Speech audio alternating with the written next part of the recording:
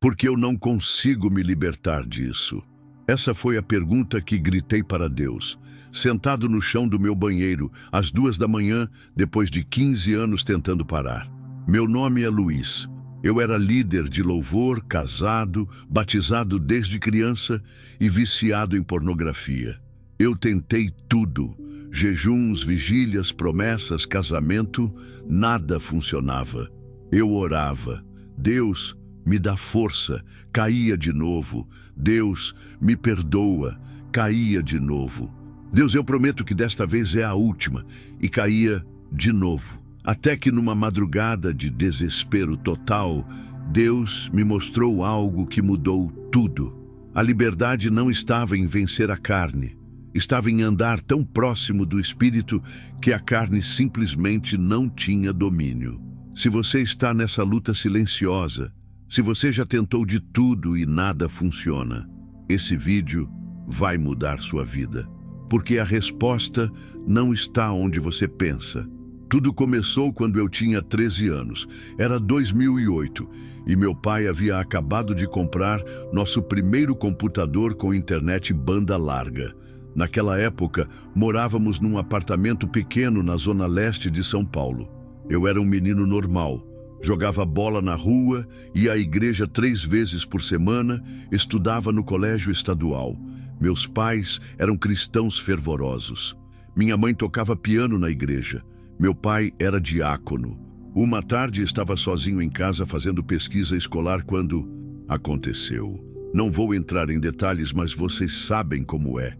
Um clique levou a outro. E de repente, eu tinha visto algo que mudou tudo. Lembro da sensação. Era uma mistura de curiosidade, excitação e uma culpa imediata e esmagadora. Fechei o computador rapidamente, como se alguém pudesse descobrir. Naquela noite, orei pedindo perdão. Prometi a Deus que nunca mais faria aquilo. Mas 3 dias depois, eu voltei e assim começou um ciclo que duraria os próximos 15 anos da minha vida. Durante a adolescência, a luta se intensificou. Eu vivia numa montanha-russa emocional. Segunda-feira, caía em tentação. Terça-feira, culpa avassaladora. Quarta-feira, promessas a Deus. Quinta-feira, parecia que estava vencendo. Sexta-feira, caía de novo. No grupo de jovens da igreja, eu era visto como um exemplo. Participava de todos os retiros, lia a Bíblia, orava em público. O pastor sempre me elogiava, mas por dentro eu me sentia um completo hipócrita. Tentei de tudo: jejuns, vigílias. Li livros cristãos sobre pureza. Memorizei versículos. Instalei filtros no computador, que eu mesmo burlava 2 semanas depois. Em 2015, quando tinha 21 anos, fiz uma promessa desesperada. Deus, se o Senhor me livrar disso, eu vou dedicar minha vida inteira ao ministério. Funcionou. Por 3 meses. O período mais longo que eu havia conseguido até então. Mas então caí de novo. E dessa vez foi pior. Porque além da culpa, veio o sentimento de que eu havia traído o próprio Deus. Comecei a acreditar que eu nunca seria livre. Que talvez Deus não me amasse tanto quanto amava os outros cristãos, que eu era defeituoso, estragado. Em 2019, conheci a Fernanda no grupo de jovens adultos da igreja. Ela era tudo o que eu sempre sonhei, cristã, pura, dedicada a Deus. Quando começamos a namorar, algo incrível aconteceu. Minha luta diminuiu drasticamente. A presença dela na minha vida, os planos de casamento, a expectativa, era como se eu tivesse encontrado a solução. Agora vai dar certo, eu pensava. O casamento é a vontade de Deus. Quando eu me casar, essa tentação vai embora. Pastores também me diziam isso. Irmão Luiz, o casamento é o remédio de Deus para essa área. Nos 6 meses de noivado consegui ficar limpo totalmente.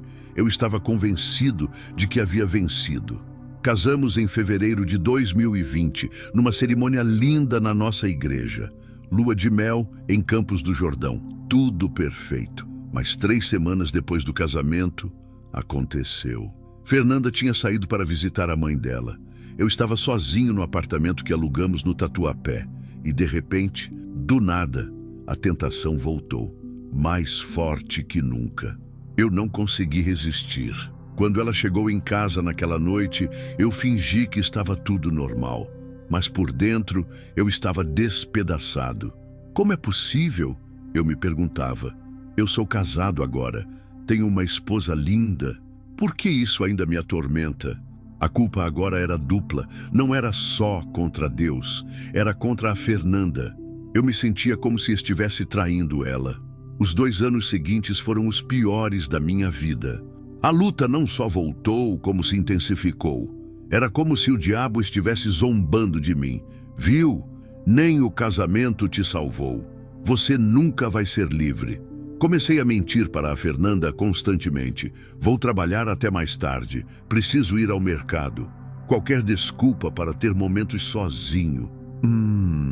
Nossa intimidade conjugal começou a ser afetada. Eu me sentia sujo, indigno.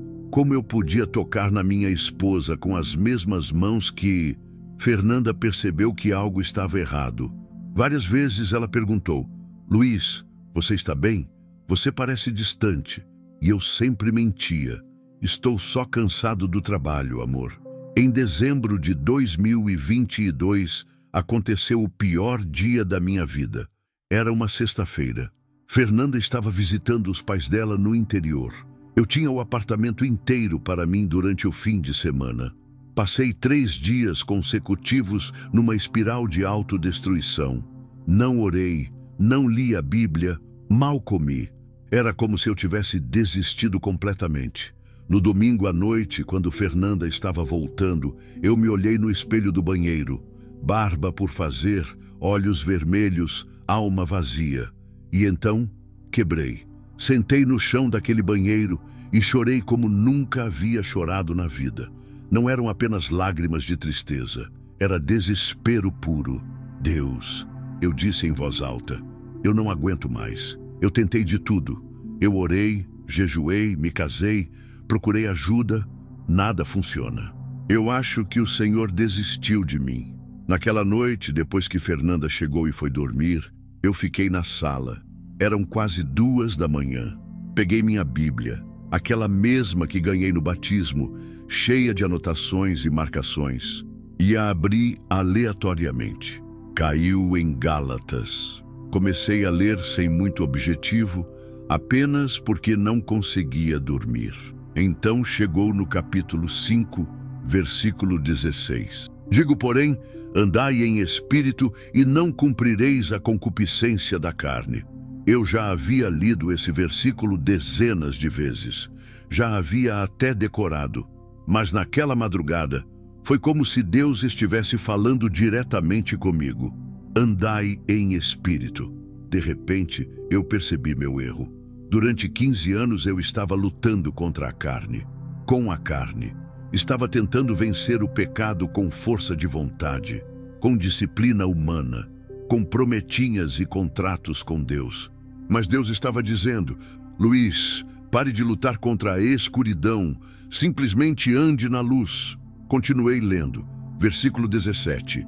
Porque a carne cobiça contra o espírito, e o espírito contra a carne, e estes opõem-se um ao outro. Era isso. A batalha não era minha, era entre o espírito e a carne. Meu papel não era lutar, mas escolher de que lado ficar. Versículo 24. E os que são de Cristo crucificaram a carne com as suas paixões e concupiscências. Não era sobre resistir à tentação, era sobre crucificar a carne, morrer para ela diariamente.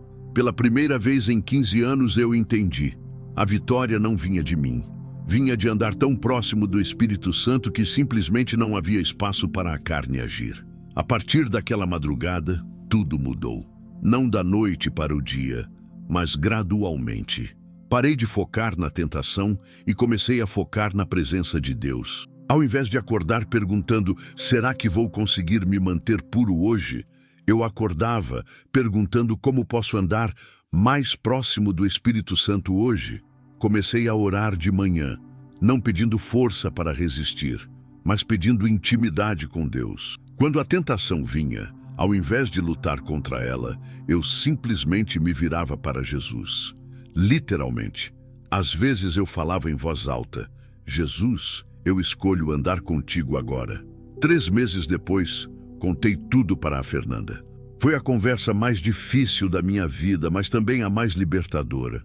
Ela chorou, ficou magoada, mas também disse algo que nunca vou esquecer. Luiz, eu prefiro um marido quebrantado e honesto do que um marido perfeito e falso. Hoje, 2 anos depois, eu não vou mentir para vocês. A tentação ainda existe, a carne ainda está aí, mas eu não sou mais escravo dela. Quando ela aparece, eu sei exatamente o que fazer: andar em espírito. Gálatas 5:16 mudou minha vida. Não porque me deu uma fórmula mágica, mas porque me mostrou onde estava meu foco errado.